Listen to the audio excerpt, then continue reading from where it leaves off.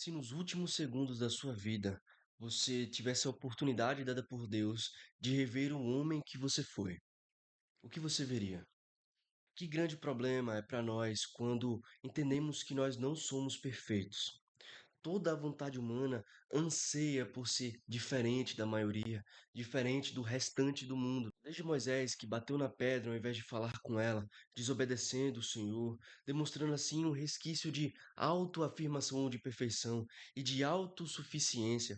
Até mesmo Protágoras, que disse: "O homem é a medida de todas as coisas", definindo assim a sua razão como absoluta e uma régua perfeita para medir tudo, que é ele mesmo.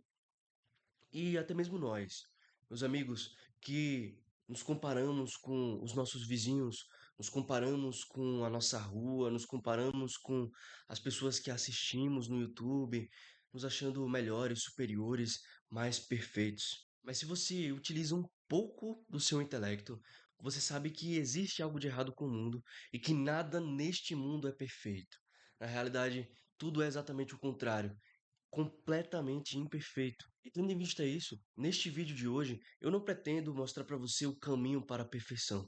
Eu estaria jogando ideias impossíveis de serem cumpridas, e você provavelmente se afogaria no mar de depressão, ou pior, tiraria a sua própria vida. Não, meu objetivo é lhe fornecer as ferramentas corretas para se tornar melhor do que você era antes. Portanto, unindo a filosofia, a teologia e diversos sistemas filosóficos, eu resolvi montar alguns pontos essenciais para você se tornar um homem melhor, um pouco mais próximo da perfeição que só será atingida em outra vida. Vamos aos pontos. Primeiro, aplique conceito de trabalho. Qual é o conceito de trabalho? Você deve se perguntar. Segundo o Google, vou até ler aqui, o trabalho é a aplicação organizada do esforço humano para produzir bens, serviço e conhecimento. E ele não está errado.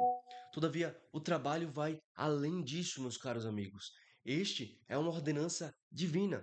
Observe o que diz Gênesis 2,15. Tomou, pois, o Senhor Deus ao homem e o colocou no jardim do Éden para o cultivar e o guardar. Ou seja, antes de que você anseie coisas grandes, seja magnânimo, ou queira ter uma família, ou enfim, qualquer outra coisa que você deseje fazer para sua vida, o seu principal chamado e primeiro chamado após a criação é ao trabalho, é cultivar e guardar. Mas aí surge algo interessante, uma perspectiva interessante sobre o trabalho e sua aplicação, que é a de Aristóteles em seu livro intitulado Política, onde ele dizia que o trabalho é inferior à contemplação intelectual. E o que isso quer dizer? Qual é o conceito prático disso?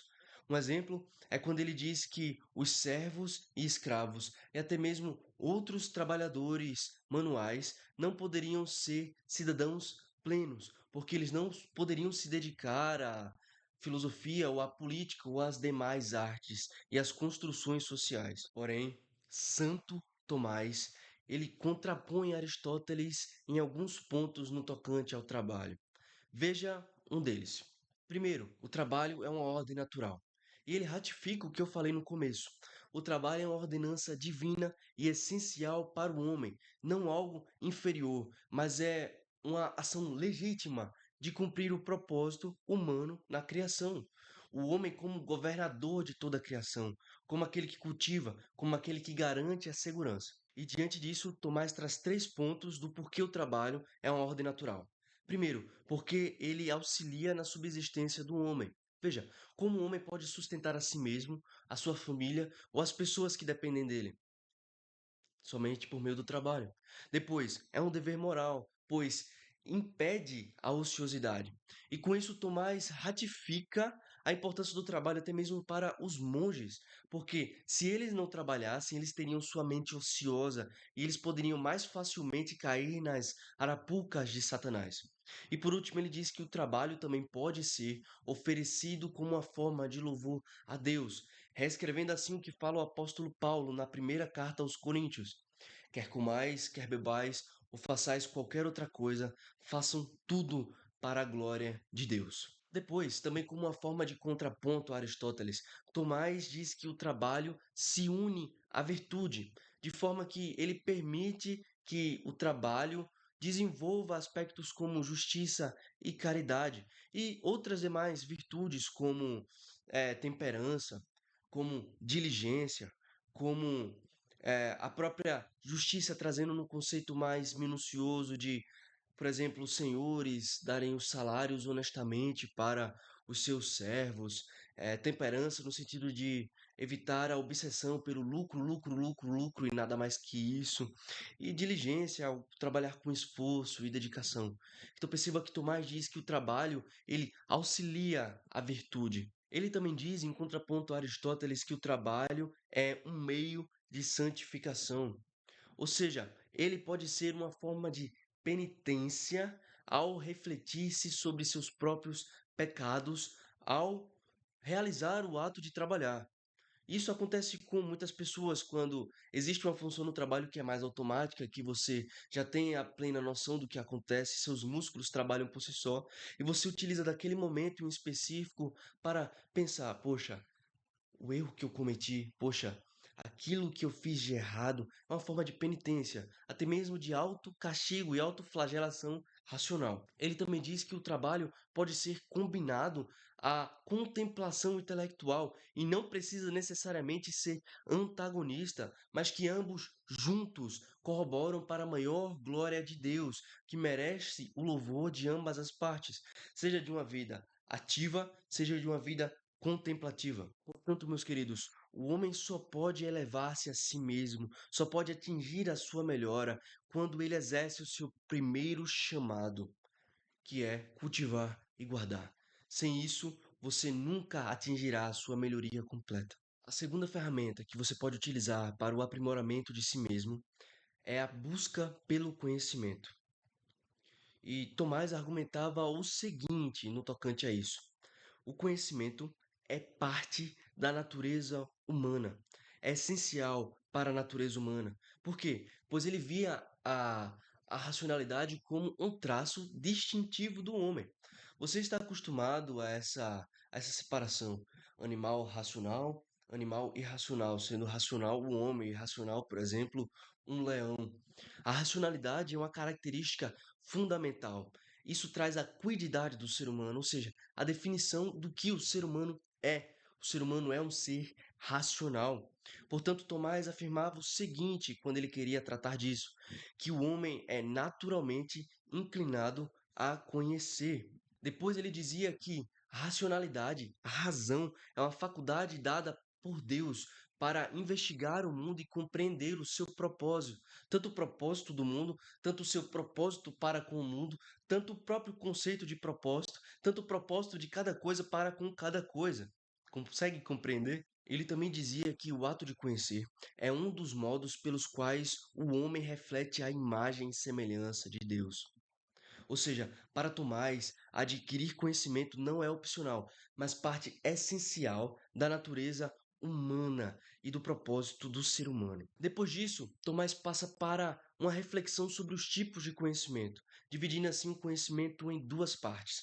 O primeiro é o conhecimento natural, ou seja, racional, e este é adquirido pela experiência sensível e pela razão, sendo as bases da ciência e da filosofia, onde, inspirado por Aristóteles, Tomás argumentava que todo o conhecimento começa pelos sentidos, trazendo à tona uma de suas principais frases: nada está no intelecto que não tenha passado pelos sentidos. Ele também dizia que a razão humana pode alcançar muitas verdades sobre o mundo e até mesmo demonstrar a existência de Deus somente por argumentos lógicos e por análises argumentativas. E por último, no tocante ao conhecimento natural, Tomás afirmava que o estudo das ciências e da filosofia é legítimo e necessário, pois leva o homem a uma compreensão mais profunda da criação. E o outro tipo de conhecimento seria o conhecimento revelado, o sobrenatural, onde este vem diretamente de Deus, por meio da fé e da sua revelação especial. E este inclui verdades que a razão não pode alcançar sozinha e nem compreenderia, mesmo que se passassem milênios, como, por exemplo, a Trindade ou a encarnação de Cristo. E, tendo em vista este conhecimento revelado, sobrenatural, Tomás diz que a revelação não anula a razão, mas a aperfeiçoa e a eleva. Ela preenche lacunas que a razão e o conhecimento natural não pode preencher.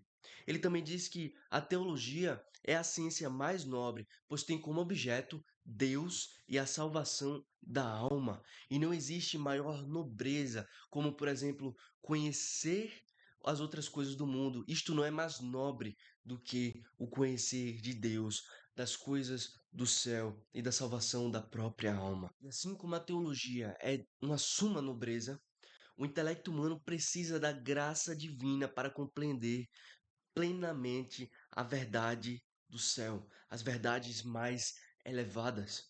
Ou seja, Tomás queria juntar a ação espiritual sobrenatural para o entendimento mais iniciante do homem. E a graça divina era um meio que o Senhor fornecia, e a própria razão era fruto da graça divina. Por último, no tocante à ferramenta da busca pelo conhecimento, a ignorância é um grande mal, e a busca pelo conhecimento é antagonista à ignorância. Mas por que a ignorância é um grande mal? Porque a ignorância impede que o homem venha a cumprir o seu propósito. E de que forma o conhecimento pode antagonizar a ignorância? Primeiro, evitando erros morais. Uma pessoa ignorante pode agir mal sem perceber, e o conhecimento não permite que isto aconteça. Depois, aproximar-se de Deus. Quanto mais o homem conhece a Deus e a sua criação, mais o ama, mais próximo ele está de Deus. Depois, servir melhor à sociedade. Um homem que conhece, serve melhor à sociedade, entende as suas necessidades, entende onde jaz cada determinado problema, seja político, seja religioso, seja de cunho intelectual, enfim, uma pessoa com conhecimento, ela ajuda a sociedade em seu progresso. Portanto, concluo a apresentação dessa ferramenta afirmando que sim, sem a busca do conhecimento, o homem ainda poderá ser uma pessoa de práticas moralmente boas, mas nunca irá elevar-se. A terceira ferramenta para sua autoelevação é o consumo de boa arte. E para apresentar o meu ponto de vista, que seria que a arte pode ser um objeto de destruição da sua vida ou de nutrição para a sua vida, eu gostaria na verdade de citar duas opiniões sobre a arte. A primeira é a de Platão. Eu trarei a visão de Platão em quatro pontos principais. O primeiro é que ele criticava a arte como uma imitação, pois, em sua razão, Platão acreditava que o mundo sensível já era uma imitação do mundo das ideias, e a arte tinha como fundamento imitar o mundo sensível. Portanto, esta era uma imitação de uma imitação. A segunda perspectiva de Platão é que a arte traz sérios problemas de desvio moral. Ou seja, a arte sensorial, como pintura, escultura e música, pode acabar corrompendo a alma do ser humano, a depender do que está sendo oferecido. Pode corromper também a busca pela verdade e pela virtude, por exemplo. O terceiro ponto de vista de Platão sobre a arte seria a percepção da beleza e o apego que as pessoas teriam a esta percepção. Porque a partir do momento que o ser humano coloca a arte como o epítome da beleza, do sentido da visão, ela pode se apegar tanto àquela beleza que é uma imitação da realidade, que pode esquecer do seu intelecto, esquecer da razão pura, pode esquecer de procurar a verdadeira beleza. E a última perspectiva de Platão sobre a arte que eu gostaria de trazer é que ela deve necessariamente evitar o mal. E com isso ele gostaria de dizer que a arte ela não pode ser oferecida ao povo sendo essencialmente ruim ou mal, pois ela moldaria o comportamento humano. E é por isso que vemos um cenário tão degradante no Brasil, como veja a música que é oferecida aos jovens brasileiros, o funk, veja a arte que é oferecida, essa maldita arte contemporânea.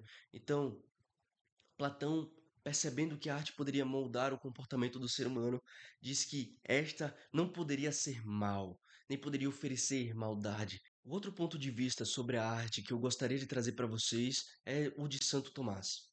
Ele via a imitação da criação divina não necessariamente como algo ruim ou que merecesse crítica, mas como parte da beleza. Por quê? Porque estava ligado a proporções e à harmonia da vida sensível, e isto era naturalmente bom e não algo que merecia uma crítica. O segundo ponto de vista de Tomás é que a arte tem uma função educativa e moral. Veja, a arte, ela precisa necessariamente trazer algum ensinamento, pois ela é necessariamente um signo que aponta para algo que é significado. Ou seja, ela deve apontar para verdades essenciais da vida. A pintura deve apontar para uma verdade, a música deve apontar para uma verdade. Todas as artes devem apontar para uma verdade, devem apontar para alguma coisa para ser ensinada. Terceiro, a arte é uma ferramenta para o desenvolvimento da virtude.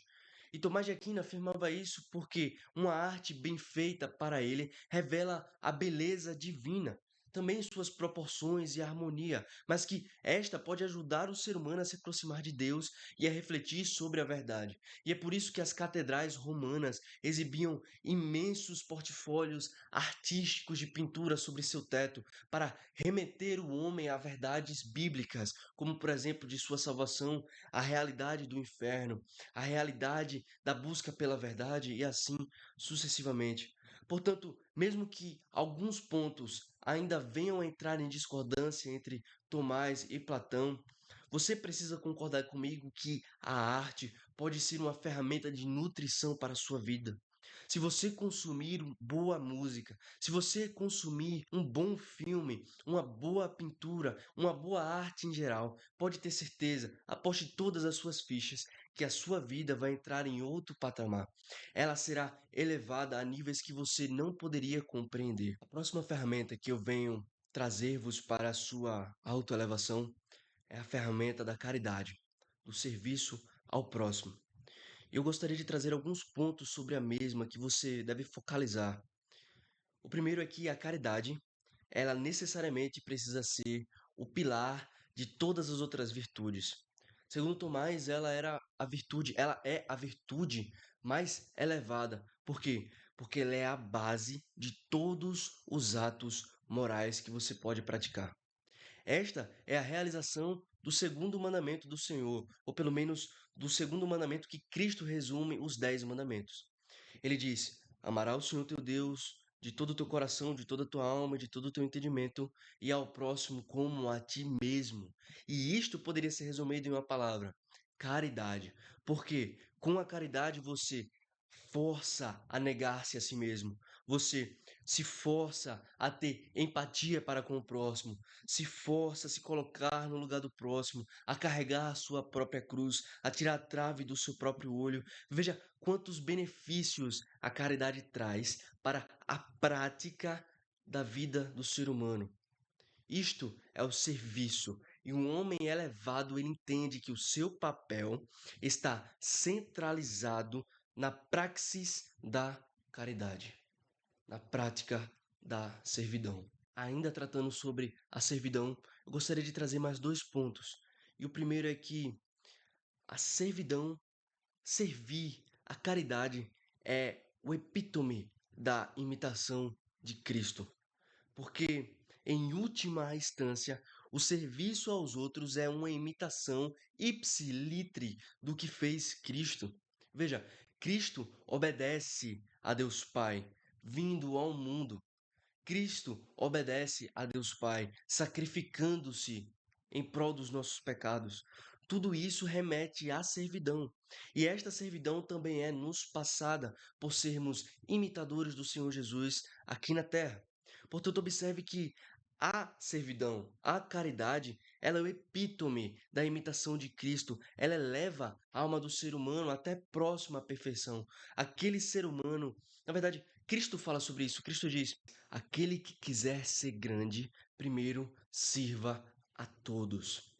Portanto, A servidão é a imitação perfeita de Cristo, a imitação do que Cristo fez. E por último, no tocante à caridade, à servidão, eu gostaria de dizer que esta é o caminho para a contemplação de Deus. E eu digo isso porque, se a prática do mal ela nos afasta da presença do Senhor, o Senhor exclui certos aspectos das nossas faculdades neste período de de realizações pecaminosas, a prática do bem, a prática da servidão, necessariamente precisa nos aproximar de Deus. E estar próximo de Deus é beber da contemplação de seus atributos, é beber de sua graça, é beber de sua misericórdia, é beber de todos os seus atributos, sejam compartilhados a nós, sejam não compartilhados a nós. Portanto, eu concluo dizendo que o serviço, meus queridos, é um pilar fundamental para você tornar-se melhor, para que você seja um homem melhor. E a última ferramenta, mas eu diria que a mais importante de toda essa lista que eu passei para vocês é: tema ao Senhor. Você pode ter tudo, todos os outros pontos. Você pode trabalhar, você pode buscar conhecimento, você pode procurar servir, pode consumir boa arte. Mas se você não teme ao Senhor, você nunca poderá amar sua esposa corretamente. Você nunca poderá cuidar bem de seus filhos, apontando para as realidades sobrenaturais, as realidades necessárias, que são as realidades da vida eterna. Você nunca será elevado, pois você não tem um Deus de alta elevação, da mais perfeita elevação. Se você não teme ao Senhor, você falha com relação à sua sabedoria, pois o temor ao Senhor é o princípio da sabedoria.